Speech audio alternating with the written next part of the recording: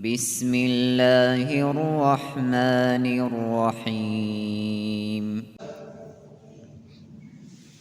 Mufassirler deydi, Kur'an çeşmelerçiler şeytandın baldары жана алардын кызматтары туурасында ар кандай сөздөрдү айтышкан. Кандай шайтандар кандай кызматка дайындалат? Биринчиден бул Кур'ан айткан шайтан бул силердин ачык душманыңар фаттахидуху адува, аны өзүңөргө душман кылып алгыла деген да. Сөз душманды изучать этпей туруп, душманды жакшылап, аны тактап, ким экенин изилдебей туруп душман менен күрөшө албайбыз да. Туурабы? Анын күчү кандай? Курал жарагы кандай? Ал кандай ыкма менен келип кол салат? Буну билмейчи. Мисалы туруп айтышыбыз мүмкүн. Кытай күчөйүп баратат, дагы бир мамлекет күчөйүп баратат. Ошолор чоң биздин душманыбыз болуп калат деп айта алабыз да, сырттан карап туруп. Бирок шайтан менен нафсини душман деп атабыз. Бирок алдын кандай душман, кантип кол салат? Качан бизге душмандык кылат? Буну Кур'ан хадис айтпаса сиз менен биз биле албайбыз. Бирок Kur'an hadisten izlemeyince, iliminin negizinde taxtamayınca аны биле албайт экенбиз да.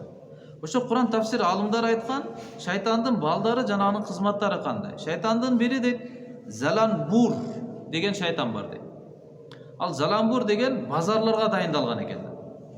Базардагы фитнанын, бузукулуктун баарын кылып аткан Заланбур деген шайтан экен да. Анан Табыр деген дагы бир шайтан бар дейт.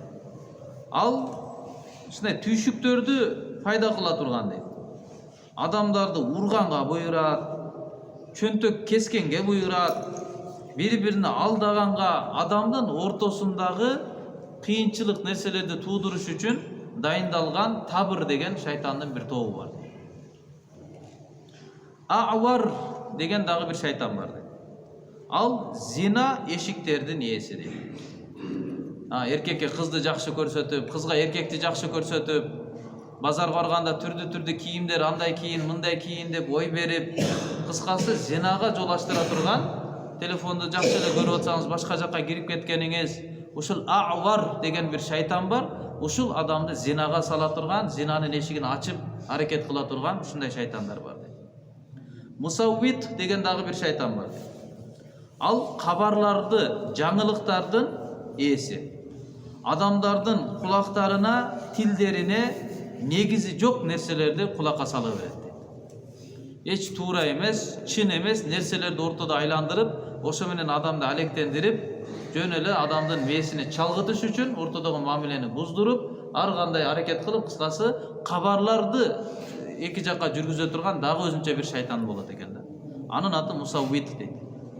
Анан Дасим деген шайтан бар.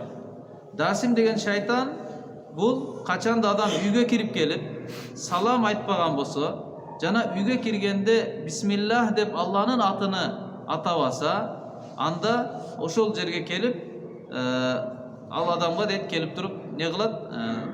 Ар кандай фитналарды үйдө кыла баштайт. Лам юрфа минал мата. Ал үйгө барып туруп эле нени көрөт?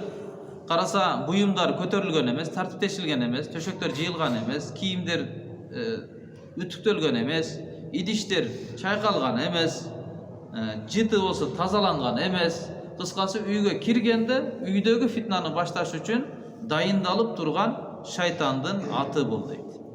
Үйгө кирип баратканда адам бисмиллах айтпай, дуаны айтпай, салам айтпай, үйгө кирип алган болсок, үйдө атайын дайындалган шайтанды Дасим деп коет экен да. Ошо Дасим адамдын сиздин чекеңиздин тырыштырып атканыңыздын себеби Дасимдин себебинен болот. Качанда жеп жатып бисмиллахны айтпаса, дагы анда ушул Дасим аны менен чогуу шерик болот. Чогуу тамактанат. Анан дагы бир шайтан Валхан деген шайтан бар дейт. Валхан бул даратта адамды васваса кылат. Дарат алып атып, даратын болбой калды окшойт, бул жериңе тийбей калды окшойт, шекке салып, кыйнап, даратсыздык адамга шариаттагы оорчулукту туудуруш үчүн Валхан деген бир оору бар экен да. Бул жаман оору, Алла сактасын. Шекке түшүп калсаңыз аябай кыйналасыз. Бир жолу бир жерге барып калдык, барып намаз окуп, 4 рекеттүү намаз эле, 5-би, асырбы. Намазга турдум, алдымда бирөө келип ихтида кылды. Намаз бүттү, ал намазга кире алган жок да. Шек да. Ниет кылат, кайра Аллаху акбар дейт, кайра салам берет, ниет кылат, кайра кирет. Ушинтип намаз 4 рекет бүткөнгө чейин намазын баштай алган жок да. Дарат алганда по большому кирсе, сөзсүз ал жакка киргенден кийин гусул алмайынча, толук жуунуп чыкмайынча болбойт экен да, шек да, оору. Ошого валхан деген шынай бир шайтан бар дейт. Адамды азгырат. Намазга турса да ниетиң туура эмес болуп калды окшойт. Даратыңды бир аз контроль кылып көрчү. Эптеп аны ибадаттан адамды алыстатыш керек да. Алыстатыш керек. Ибадаттын күчүнү жокко чыгарыш керек. Адамды чарчатыш керек. Куру нерселер менен, пайдасыз нерсе менен алектендириш керек.